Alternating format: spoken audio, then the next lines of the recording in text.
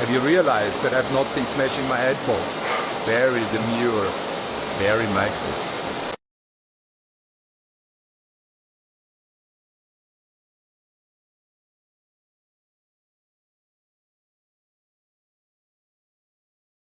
Let's start with the least surprising news from the GP. Logan Sargeant wants to make the Williams team live to regret embarrassing him by acting like he didn't exist. The best way to do this is by destroying every piece of Williams property he can. This unfortunate crash did impact many of our teams, resulting in a disappointing -5 points from qualifying, which meant although that he did start at the back and climbed up positions gaining overtake bonuses, it did result in him getting 0 points. But this was not enough to protect him from his own team, and now they've replaced him with Franco Colapinto. And before his confirmation, there were rumours that Toto was trying to get Mick in the seat. And however bad Logan's performance was, it wasn't as bad as what Albon did to our fantasy teams. Being disqualified in qualifying, and then resulting in myself and 3 other teams being hit by this heavy deduction was painful to watch. Oh, and Lewis got a penalty, but who really cares about that? That being said, the Williams drive of the GP was actually quite promising, with Logan starting 18th and Albon starting 19th, and both of them making improvements, finishing respectively 16th and 14th. Again, not the improvements I was hoping to see, but improvements nonetheless in race quality and pace. Hopefully in the next GP they can work out their qualifying woes. Lando Norris, what a drive, what a race. Although it could be said quite boring, it was methodical. Dominating the field with a 20-second plus lead to the nearest car by the end of the race. Although weak off the start, he did manage to reel Verstappen back in and comfortably overtake him and drive off into the sunset. A slam dunk for him as a driver, bringing his total race wins to 2 and making him only 70 points off Verstappen. It's game on. A fun fact is this being his second race win means he's now level with George and is pulling away from Ocon, Gasly and Piastri, who all have 1 race win each. Lando will now be on the hunt to match Sainz's 3 wins, as well as chase down Perez and Leclerc, who have 6 race wins each. Another okay result for Oscar Piastri this round, but it's hard to believe that he won't be disappointed, as finishing 4th and Leclerc finishing 3rd means he struggles to overtake him in the overall ranking, with only 13 points between them. Moving on. Now let's talk about how no one is infallible and can be proven wrong at any time.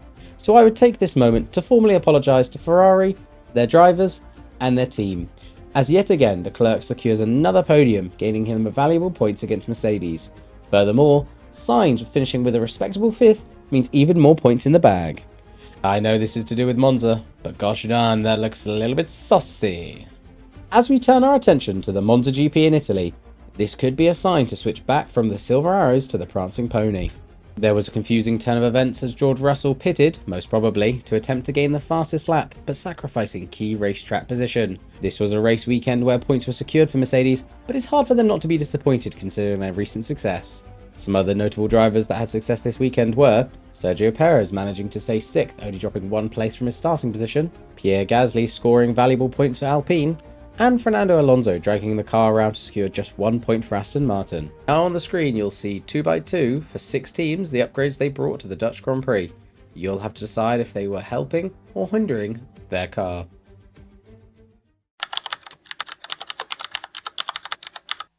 And let's review the actual fantasy.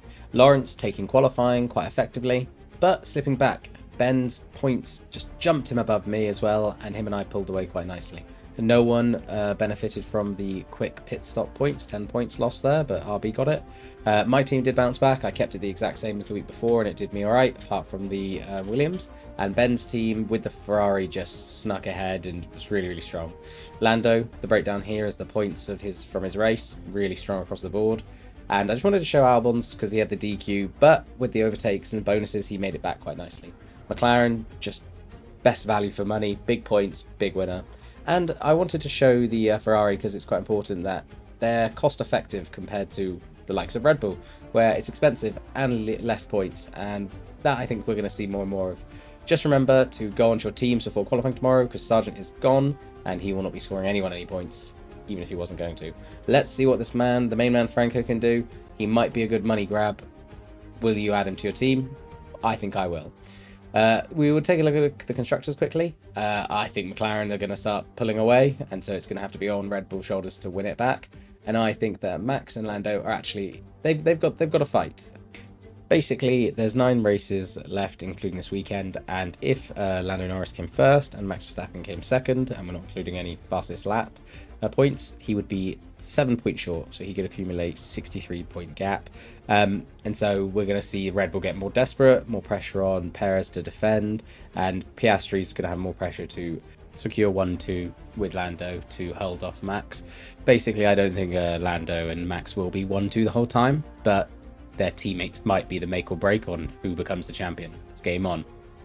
Great little Instagram account I recommend following, sent in by Leo. Got some great stats up there as well, and we'll see that the one on the right come up a lot more, I think.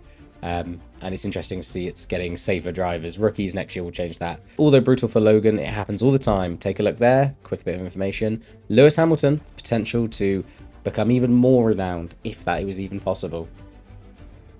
Big up to him.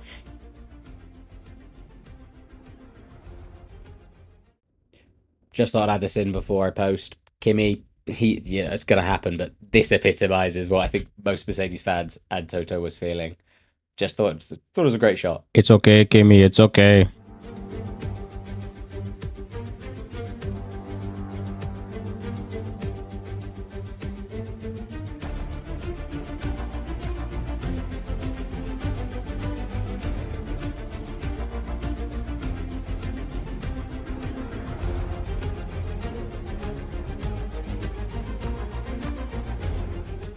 Ooh, a little bit of secret for anyone who stayed this long.